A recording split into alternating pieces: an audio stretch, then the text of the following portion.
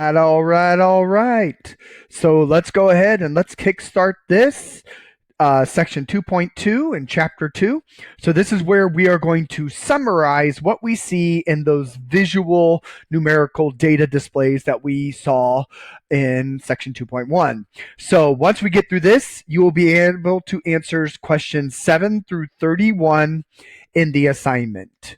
Okay, so once we're done with 2.2, you'll definitely want to go ahead and start working on those. Remember, questions 1 through 6 for chapter 1, and 7 through 31 are 2.1 and 2.2. So let's talk about summarizing. Because basically, the big thing is in statistics, and this is important, you might see this later on in some sort of question. When you're dealing with statistics, they say that they want you to be able to see it and summarize it. Okay? When dealing with statistics, they want you to be able to see it and then summarize it. Okay? So that's kind of the two-step process in examining distributions, these visual datas. See it and then tell us what you see. Okay? So this is the tell us what you see part. We already talked about the seen it part. All right, so when we summarize, we deal with three ideas: the shape, the center, and the spread. The shape, the center, and the spread. So when you put it all together in the end, after you get your picture, you need to talk to us about the shape, the center, and the spread. Okay? So, shape. We really are, there are lots of shapes that we can talk about, but there are really three shapes that we're going to focus in on. Okay? And these are them. We're going to have the symmetric spread, where sometimes we call this the bell curve, because it goes up and then it goes down. Okay? It's a nice, almost bell-shaped picture. Okay? So generally we call the bell shape symmetric. And then we have two others that are what we call skewed or skewed left, and right skewed or skewed right. I usually call it skewed left, skewed right. Okay? So what skewed is that generally you have like a long tail on one side and then your data finally goes up. Or your data is up and then you get the long tail on the other side. Okay? And it's all about where the tail is as to knowing what kind of skew you have. So if you look right here, the tail is on the left side, hence left skewed. If you look at the bottom one right here, the tail is on the right side, hence right skewed. So these are the three kind of shapes that we're going to be dealing with, whether they are symmetric, left skewed, where the tail is on the left, or right skewed, where the tail is on the right. So some of these pieces in your assignment, they're going to give you the picture and it says what is the shape of the data. And really it's just looking to see which one of these three is it. Okay. There are also going to be some towards the end where they'll give you the data and you have to go into StatCrunch and make a picture of the data. So notice that we're looking at histograms here. Okay. Histograms really kind of are the best way to look at it. Dot plots, they're okay. But a histogram is definitely the way to go to kind of look at the shape of your data. All right. So also with shape, we're going to ask you about some sort of blank modal. Okay. So modal, it kind of sounds like mode, which is what occurs the most. But in this case, we're talking about how many humps exist on it. Okay. How many humps? So it's not quite like mode, but it is like mode in a way. And we have three different modals that we'll talk about. We have one that is called unmodal, which means that it's going to have one mound. Okay? So it goes up, it goes down. Think like symmetric for that piece. Okay? Definitely a symmetric data has that one mound type look. Bimodal means that you have two mounds where it might go up and then it might trend up again. See there, I've got two mounds right there. Okay, that's bimodal. And again, this is why I say it's not quite like mode, because technically the mode is right here, but you also have kind of another hump, another surge in your data right here. So this is what we call bimodal because it's got two mounds. Okay, multimodal. So it might go up, and then you got a surge again. Then it comes down, and maybe another surge again out here. This is multimodal. So when you have two or more than two mounds, okay. So those are things that you want to look at in your. Let's change that to a blue color so it kind of looks different than the others. There we go. So when we talk about the modal, so unimodal, bimodal, multimodal, talking about the number of humps that you see in there. And sometimes, again, this is about what you see. And sometimes the book, when they look at some problems, it sees some things and I'm like, oh, okay, yeah, I kind of agree with you on that. Kind of don't. So again, some of this is sometimes interpreted in the eye of the beholder. Okay. So just kind of give you a heads up on that, where you might see two, or in other words, a bimodal. The book might say it might be a multimodal, depending on, we'll see an example of that coming up. I'll talk about that, where I'm like, yeah, I kind of see that, but then I could kind of argue against it. So just kind of giving you some things like that. So when you think modal, think about the number of humps that you see. Okay. So when we look at this, it says data were collected, and this is a lot like what's going to happen in the homework. We're going to definitely do some problems that are like the homework, but just kind of give you an idea. So the data were collected on finishing times for two different marathons.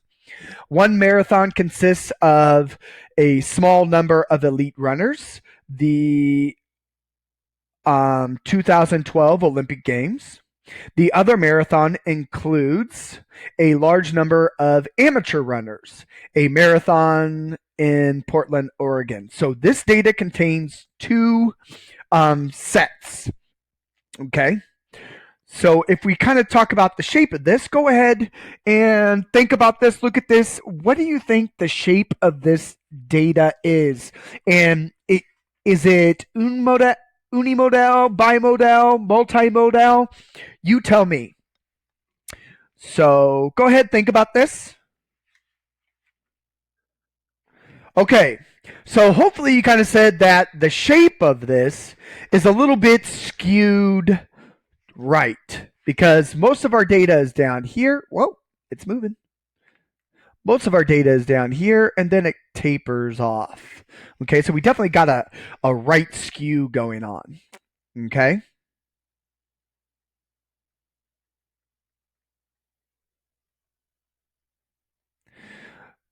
Other things in here. Because this is made up of two sets of data, this is actually kind of a bimodal set, because you can see we've got definitely a hump right here, and then it tapers down, and then we got another hump that's right here.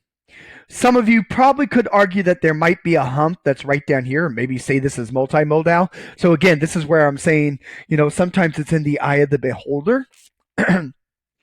So you could think that maybe this is multi, because you could say, oh, it goes down and then there's another little hump right there.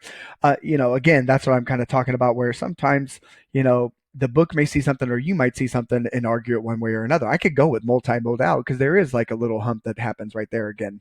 But what's interesting about this, again, this is made up of two sets of data. If you have two sets of data in one display, generally you're probably going to see a bimodal or a bimodal or a multimodal in it, because all these people that are right here in this first hump, these are your 2012 Olympic game marathon runners. They're going to have the shortest amount of time in the marathon. Okay, because they're experienced, they know what to do, they know how to run these things. Over here, these are all the amateur people that might have created these two modals right here. So these are the ones that are the amateur runners that are pretty in tip-top shape, that like to do them. And then these are the ones that are your amateur runners that are probably just doing this with friends or because this is like maybe the first time that they wanted to do it. So you got some interesting things going on here as far as the modals when you're looking at this. We know that it's skewed right or right skewed, but I would definitely say this is either bimodal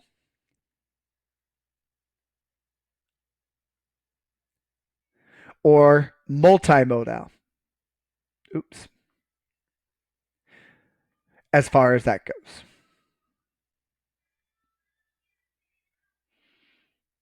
Okay. So that's about shape. Okay. That's what shape is like. So let's keep going. In the shape, you can also look for what we call outliers. Okay. Outliers you'll recognize. Outliers are values so large or small that they do not fit the pattern of the distribution. So we've seen some outliers before. Let me see if we had any previously before I show that picture. Let's look here. Nope. Nope. So outliers are really what creates this skewed data. Okay. Outliers is what create the skewed data. So this right here, this guy way out here,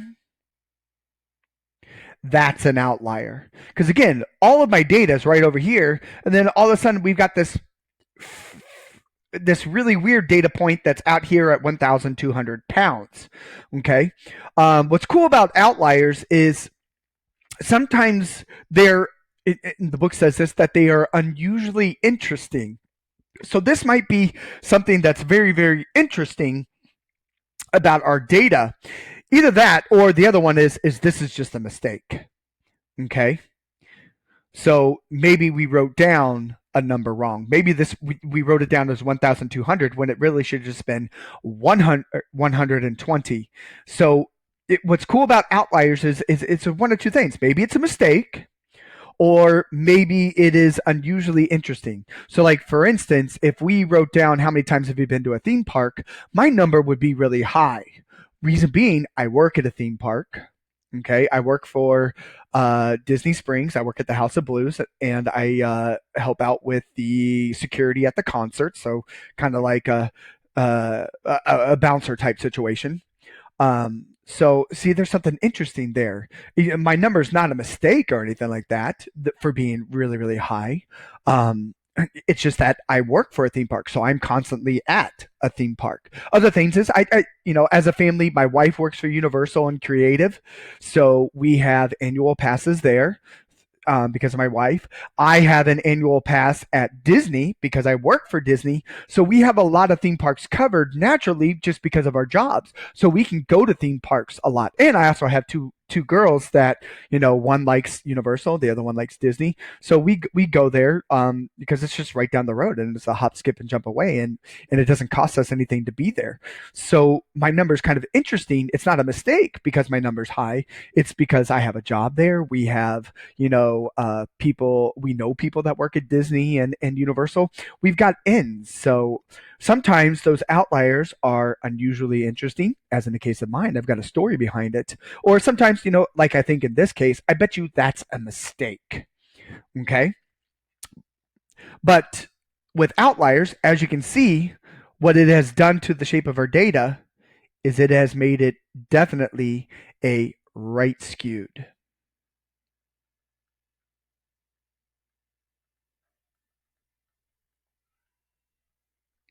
Okay.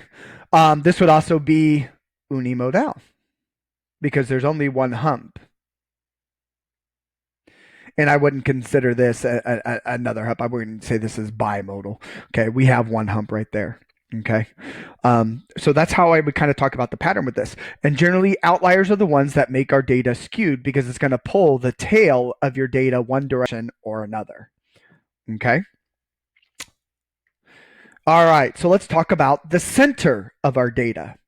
Okay, the center, kind of like the mode. What is typical of our data? Okay, that's what we're thinking about. What is the typical value? Where is all of our data generally located in? Okay, and you would talk about that.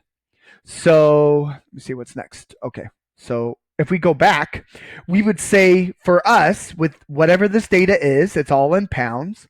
The typical data lies right down here. Let's see here. If this is 200, that's probably 300, 400. So this is probably right around in the 100s. Okay. So the typical value for our data in here is about 100 pounds. That's what typically happens. Whatever the 100 pounds is about in weight.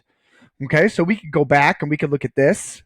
So we could say that a typical value, because we know this is 2, if you are an elite runner, you know, one of the 2012 Olympic Games, a typical value for you is about 150-minute marathon time. If you're the amateur, you could say the typical value is probably right around, oh, let's see here. If that's 200, 250, 225, I don't know, something like that. Your typical time is about 225 minutes. So, you know, it's talking about those humps, you know, where is that largest hump, or if it's bimodal, you can talk about the multiple humps. So in here, you know, right over here, we can talk about what's typical with these heights. Well, it looks like about 64 inches in height is typical.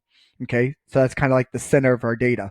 Over here, where you could say a grade out of 32, the typical score looks like it was 23 to 25 was a typical score on this exam. So typical is just, you know, it's talking about, we're kind of like the highest bars. You know, if you're bimodal, talk about those 2 typical values, as I did. You know, I talked about this being the typical value for those that were the Olympic game marathon runners, and this was the amateur runners. So you could talk about all sorts of different things with that, but center means what is the typical value? What is typically going to happen with your data if someone did this? Okay, where should they fall? Spread is a lot like that variation that we talked about in chapter 1, but we're going to give this more of a name. We call it variability. In other words, how spread out a data set, a set of data are. Okay, so I've given you 2 examples here. Okay, set A is about women and the goals per game for females. Okay, and over here is the goals per game for males. Now, I'm not sure goals, I would assume soccer, but it could be some other sport. So the women have more variability because the data starts down here at 0.6 and it goes all the way up to less than 1.6. There's a lot of variability in here. If you notice the men, they're all clumped together between 0.6 and 1. So variability is how spread out is the data. So there's a very, very little variability in here. Over here, there's more variability.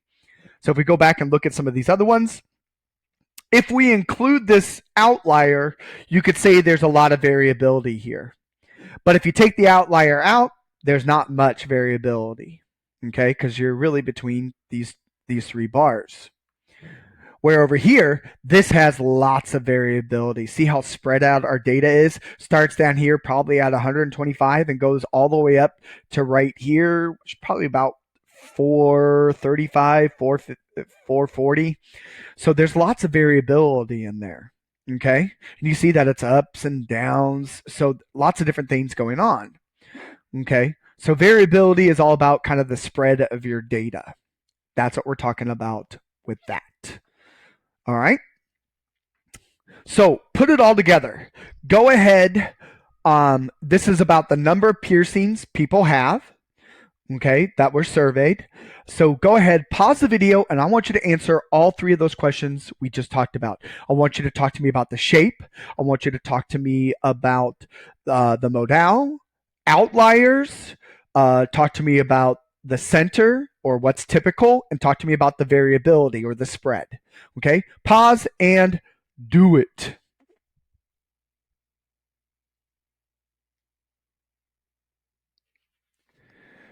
All right, so hopefully you said that this thing is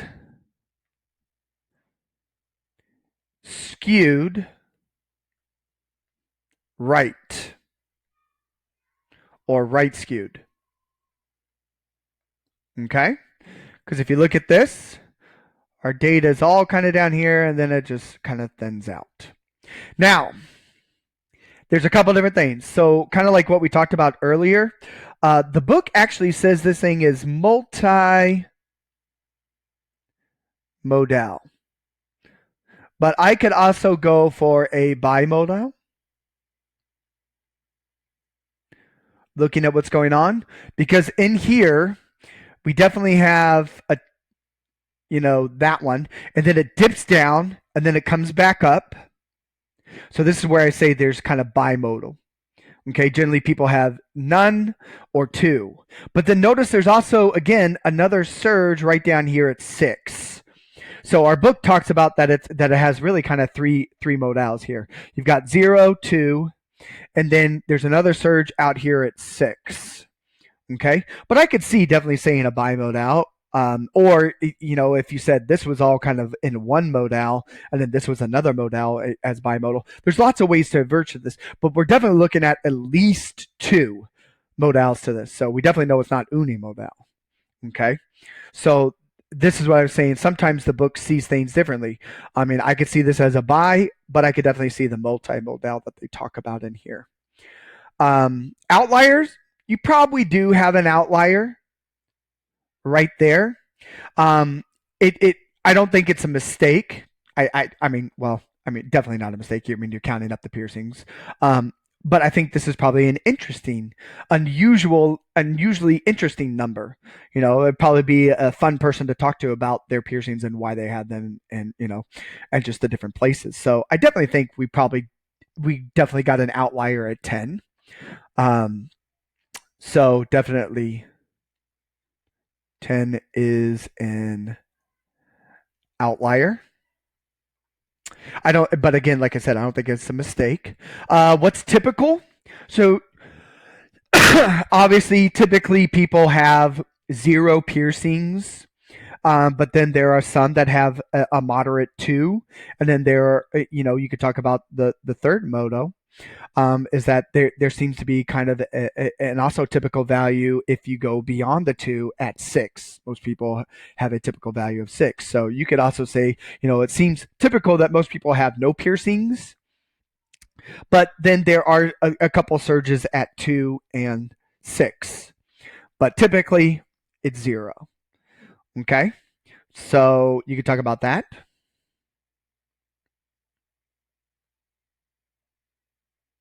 Zero is typical, but you kind of got, like I said, some surges. But you could also talk about 2 and 6 as well.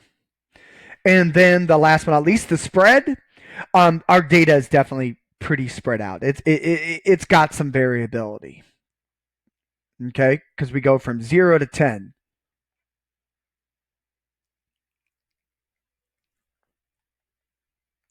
Okay, and our bars are also different sizes, so all sorts of things are going on. So there's definitely lots of different kinds of data there. So, oops, don't want that to happen. Let me go back in and let me do some highlighting of some things. Oops, move you back.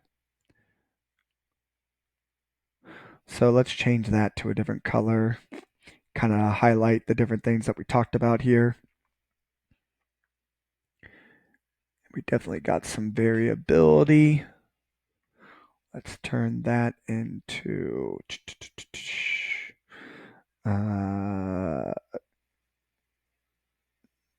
orange, whatever. So there you go. So you can see that we talked about everything. Up here in blue, this is all about the shape.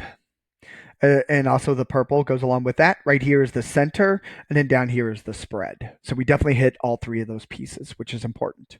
Again, we see it, so we make our display. So you got to see it, and we generally look at histograms. Histograms are pretty awesome. And then from there, we summarize it. See it, summarize it. All right, so let's take a look at some of those homework problems that you're going to see, some different things. So like I said, in the homework, they like to give you the information, okay? So they've given you a dot plot here, and I even told you what the dot plot is about. So then it's just going to ask you some basic questions. And these are not meant to be crazy questions, I promise you. They're meant to be rather straightforward. And again, in your assignment, sometimes some of these are multiple choice and some of these are fill in the blank or a drop down menu. So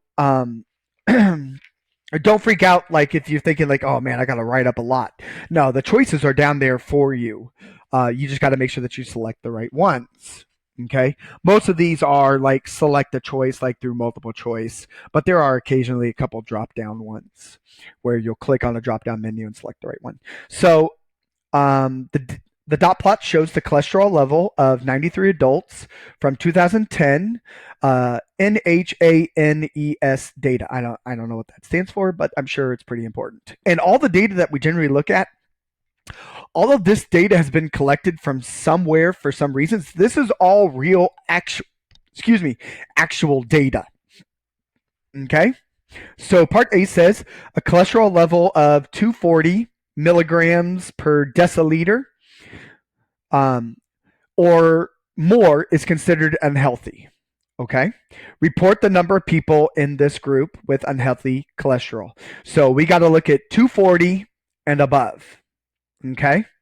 So looking at how this is counting, it goes 50 to 100, and then there's a group in the middle. So I'm going to say this has to be 75. This has to be 120. So if we look right here, that means that this right here is 230s. So if we want a cholesterol level of 240 and above, so that means we're going to be looking at the 250s right here on down. Okay, so all they want you to do is just count that up. Okay, that's what they're looking for. So if we count all this up, kind of going along, so that is 1, 2, 3, 4, 5, 6, 7, 8, 9, 10, 11, 12, 13, 14, 15, 16, 17, 18, 19, 20, 21. So that's the answer. See, they're not looking for crazy things. This is 21. It says, knowing that there are a total of 93 people in the sample, report the percentage of people with unhealthy cholesterol levels. How does this compare with the estimate from 2010 that 18% of people in the United States had unhealthy cholesterol?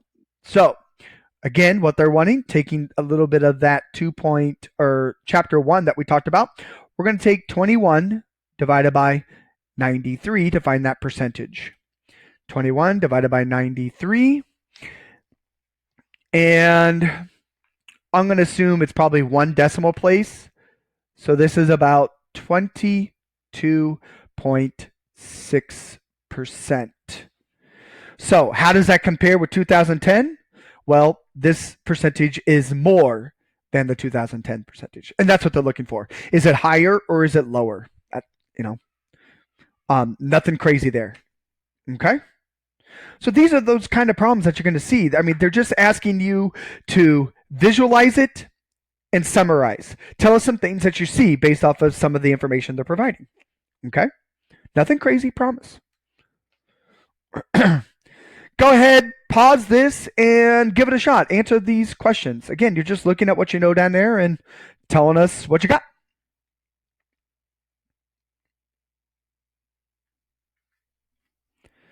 Okay. So when we look at this, all they are wanting are some numbers. So you could say down here, we're looking at this.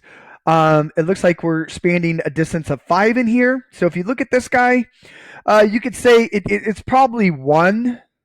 But those of you that said maybe 2, that's good to go, because that's about how many homes that do not have televisions. I'd probably say this is closer to 1 than it is to 2, but that's what we know. How many televisions are in homes that have the most televisions? Well, out here, this one is the most. And if we're looking at this, it goes from 4 to 6. So that means this is 5. So this is 8. And the next one would be 9. So there are 9 televisions in the homes that have the most. Okay. So the next one says, how many homes have 3 televisions? Well, 2, 4, here's 3. So we come right up here, probably say maybe 26, 27. Okay. 26, 27.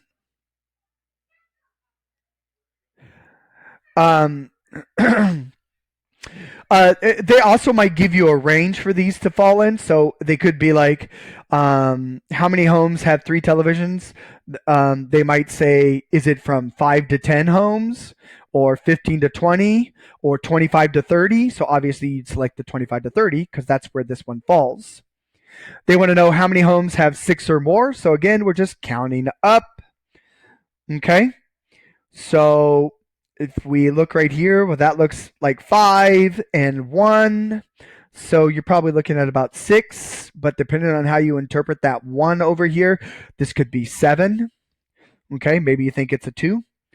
And then what proportions of homes have 6 or more televisions? Okay, so again, depending on how you dealt with this, so you'd either be taking the 6 divided by 90, or the 7 divided by 90, depending on how you interpreted this guy that's right there. Okay? So if you go to your calculator, 6 divided by 90, that gives us, again, rounding to 1 decimal place. Make sure that you read the fine print on these. It'll tell you how to round. So about 6.7%. Or if it was the 7 divided by 90, it would be about 7.8%. Okay, depending on how you looked at it. All right.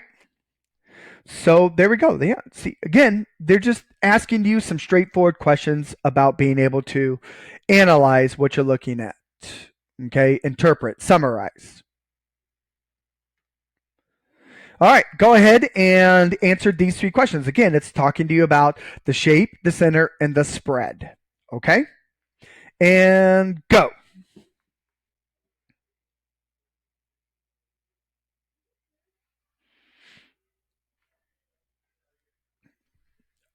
Okay, so what is the shape of each dot plot? So definitely say both dot plots are right skewed.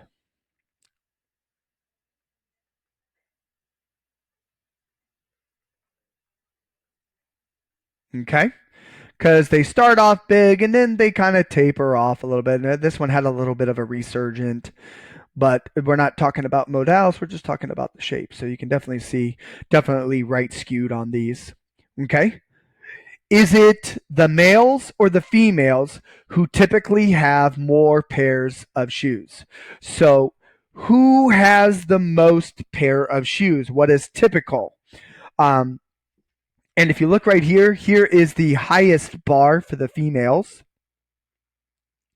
Here is the highest bar for the males. So the males are under 10. The females are between 10 and 20. So I would say it is the females who typically have more pairs of shoes. And then the spread of the data. Who is more spread out? Well, if you look at this, a lot of the males are down here, and then we sporadically start to taper off. But if we look at the females, look at this. I mean, the females, they just keep going and going and going. And there's like a resurgent down here at 100. So looking at this information, which group is more spread out? It's the females.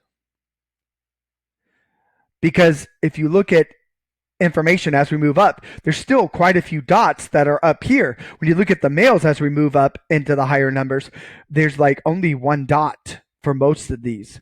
So all the males are pretty much located down here. There's not much variability, but the females have lots of variability. I mean, again, both of these are spread out the same amount from 0 to 100, but the females have more data at many of these higher numbers. So that's more variability, in fact.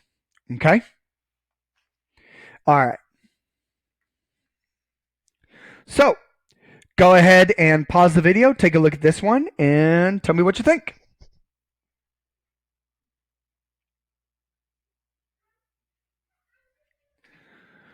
Okay, it says use the histograms to compare the time spent commuting for community college students who drive to school in a car with these times spent with those who take a bus. Which group typically has the longer commute time? Which one has more variable commute time? So for both of these, hopefully when you looked at this, you said that it was the bus that answers both of these. Because if you look at the cars, typically for cars, it's 8 to 24 minutes. Okay, everybody's clumped in here, so it's all clumped together. There's nothing out here. This has small variability, and the typical value for them is right here. So that I think that's 16. So the typical car ride time getting to college is about 16 minutes. But if you look at the buses, the typical bus ride time is right there at, what is that, 32? Yeah, 32. Okay, so that's higher. So typically those in the bus have the longer commute, and also there's more variability here. See, it starts at 8 and it goes all the way up here to, what's that, 64. So lots of variability in here because I have lots of bars that are happening. Okay, so my green circle right here is the answer for both of them. Both the bus and the cars have longer commute times. Again, this is what these questions are going to be like. They're just asking you to look at this information and tell us what you see, what you know. Okay, nothing crazy, I promise. All right, so pause the video, go ahead and answer the questions down below.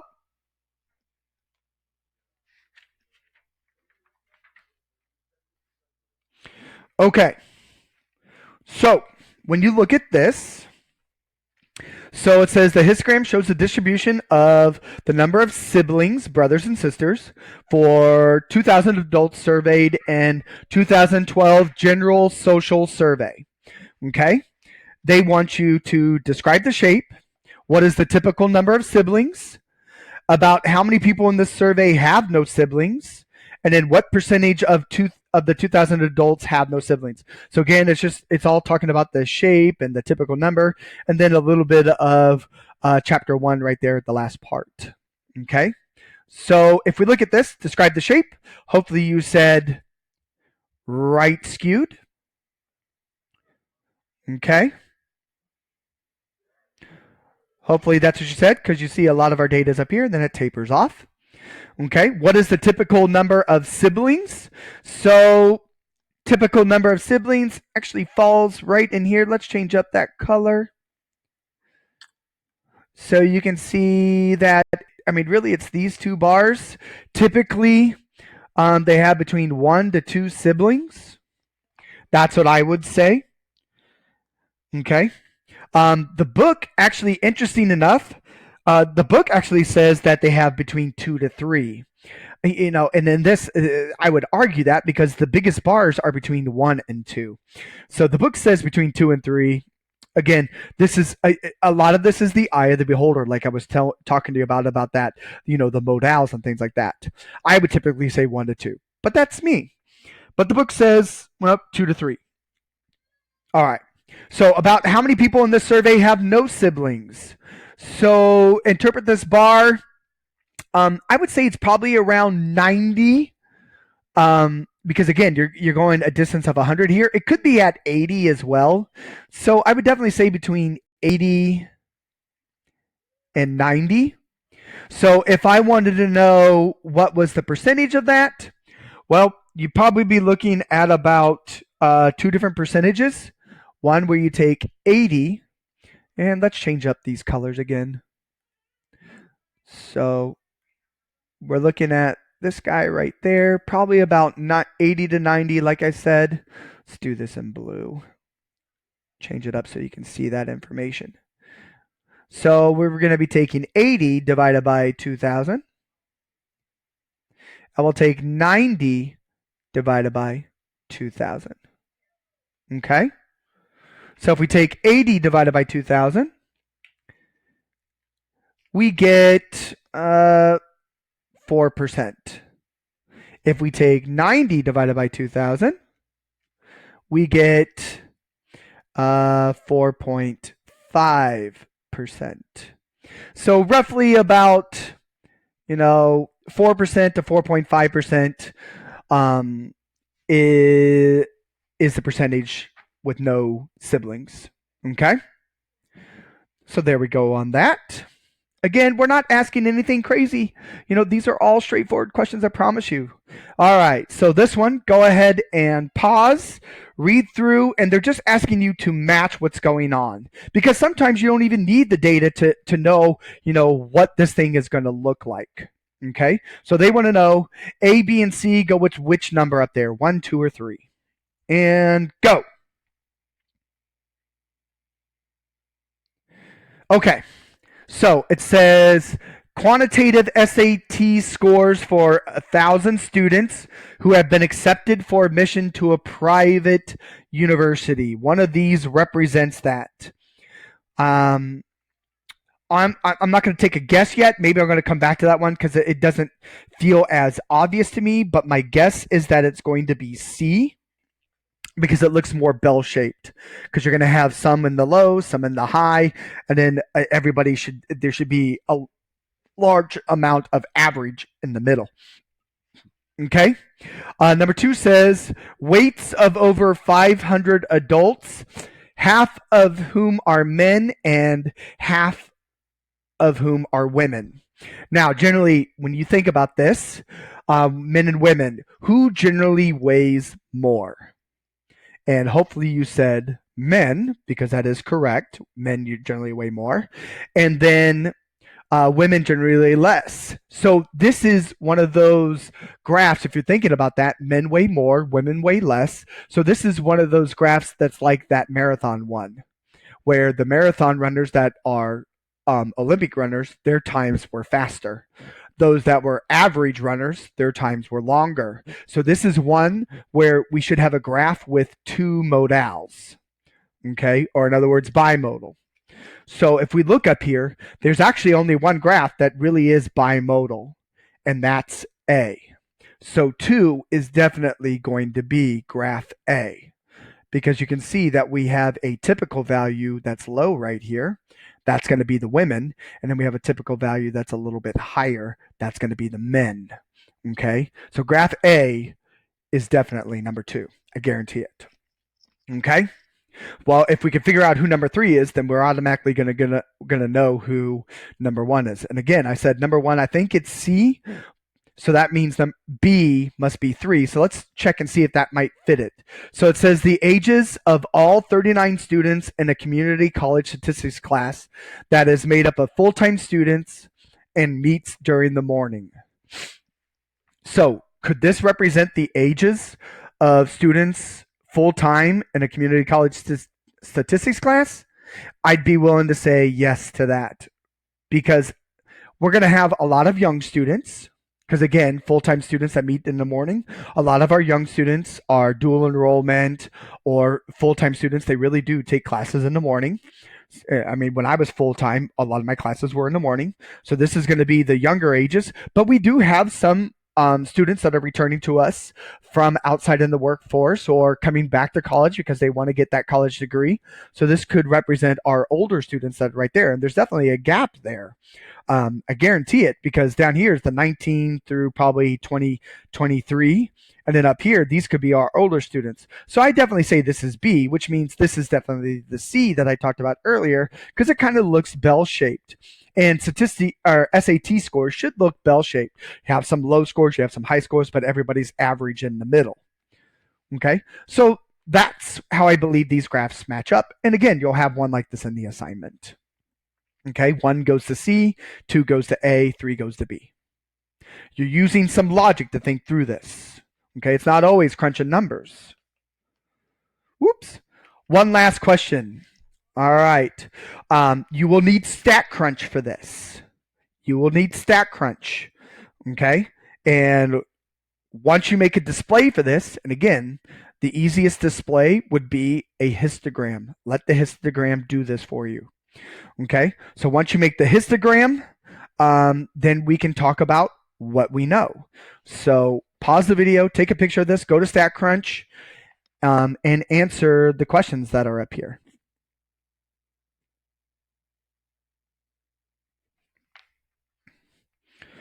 Okay, so I'm going to go to my StatCrunch, and we're going to put in all this information that we see right here. This is as hard as what this assignment gets. If you can do this, I promise you, you can do anything that they're going to throw at you. Okay, so let's head over to StatCrunch. Already got it open. So this one, let's call this the gestation. Oops, got my cap locks on. Gestation and lifespan. All right, so we've got 187, 225, 105, 285, 406, 63, 230, 284, oops, 4, 201, 61,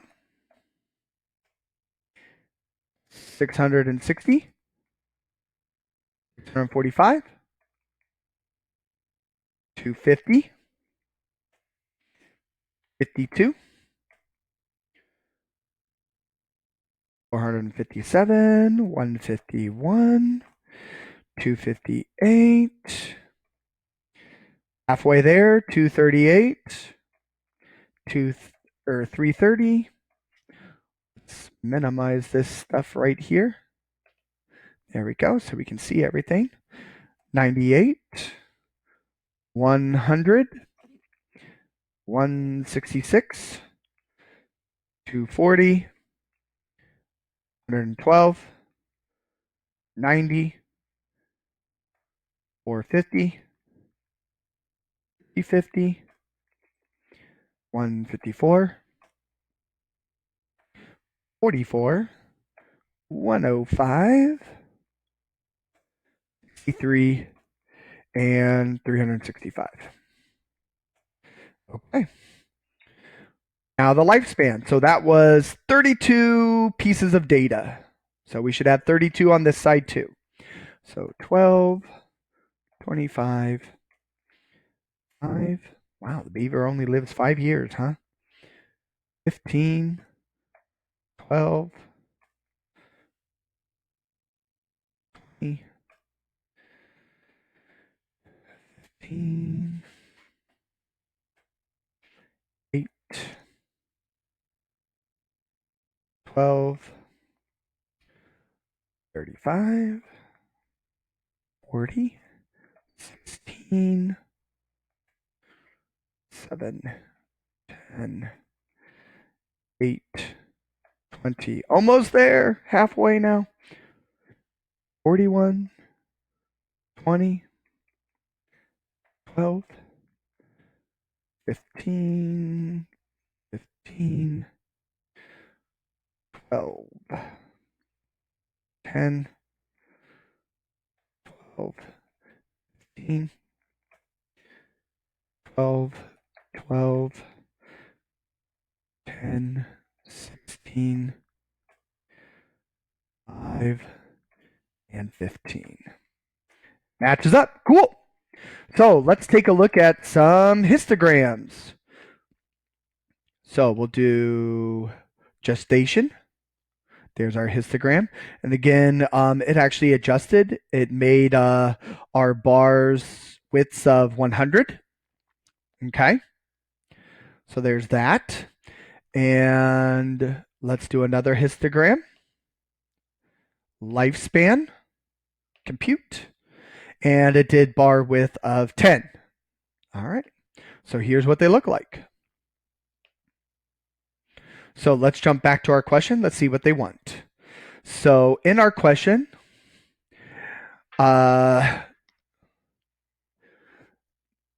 they say graph the gestation period and describe the distribution. Okay. So it actually didn't care about the lifespan. Jerks. We probably should have read that. That's all right, though. So here is our gestation periods. Okay. So you see the frequencies, and you can see that we're going by hundreds within each column. Okay. So what do we think about the shape or the shape of the data? Hopefully you said that this thing is right skewed. Okay. Because it definitely goes up and then it tapers off. Okay. Towards to the side. Let's see here.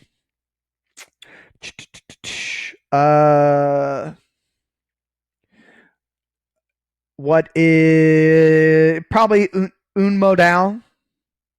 Because there's one hump here, it doesn't resurge back up. So definitely un modal. Your typical value is between 200 and 300 days. Typical value between 200 and 300 days. Let's see here. We also. So I'm trying to find this problem in my notes. Here we go.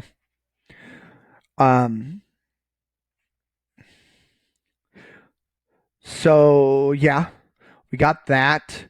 Interesting enough, the book went by periods of 80. So I'll show you what the book looks like. Oops. Oh, cool. Yeah, we can highlight things too. If you didn't know that. Selecting. I don't know why I'm in select mode, but that's all right. Edit. So they made the widths 80, starting at 80. So this is kind of like what the book did.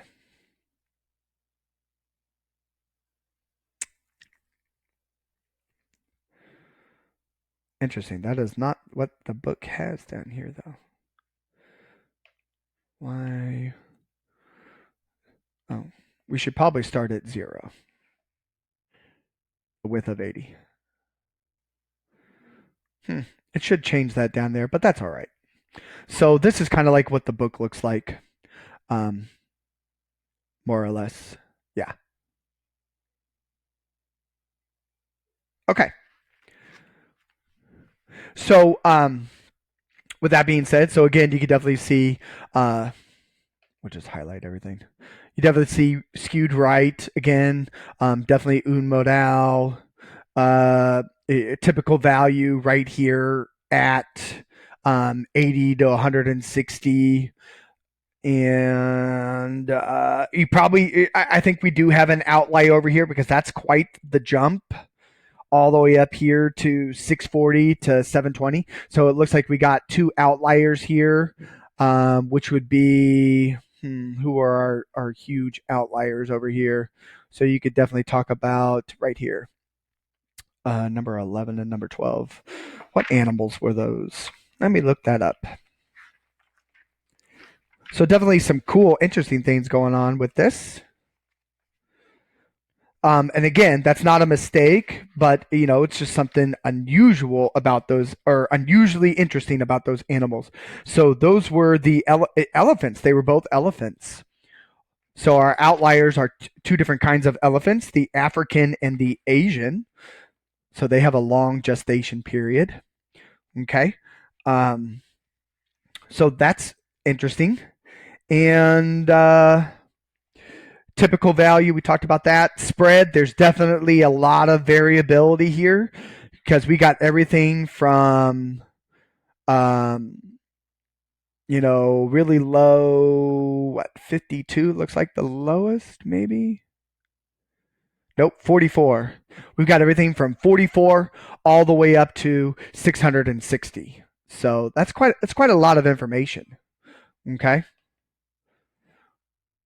so we definitely got a lot of things going on there.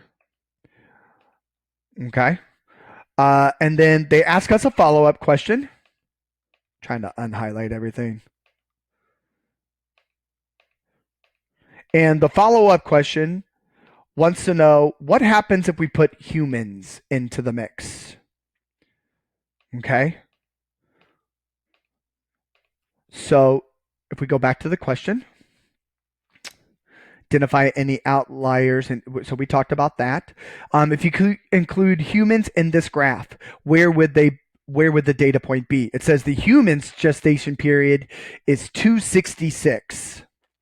So if we go back to our graph, 266 would actually fall into our bar right here. And so that would bump it up to be 6. So it would be even with this one right there. So if we put that, humans would basically be right near the middle of our stuff. Okay. They're not an outlier. They're about average. So humans would be right here in the middle. So if we put that in there, 266, add it. So you'll see this bar right in here go up here in just a second. Edit. Say gestation again. See, went up. So what happened? It just put it right in the middle. That's where humans fell. So nothing too crazy. If we talk about the lifespans of humans, let's look at that graph real quick, because this is kind of interesting. So our gestation period is average. Let's bring up that. Oh, you remember how I exited out of these? Kind of a cool feature. Right here, you see this number 2? So you can go right back over here, and there are results that are hidden. And these are the graphs that it basically kind of minimizing. Exit and out doesn't really delete it or get rid of it. It comes right over in here, and I can bring them back up just by clicking. See?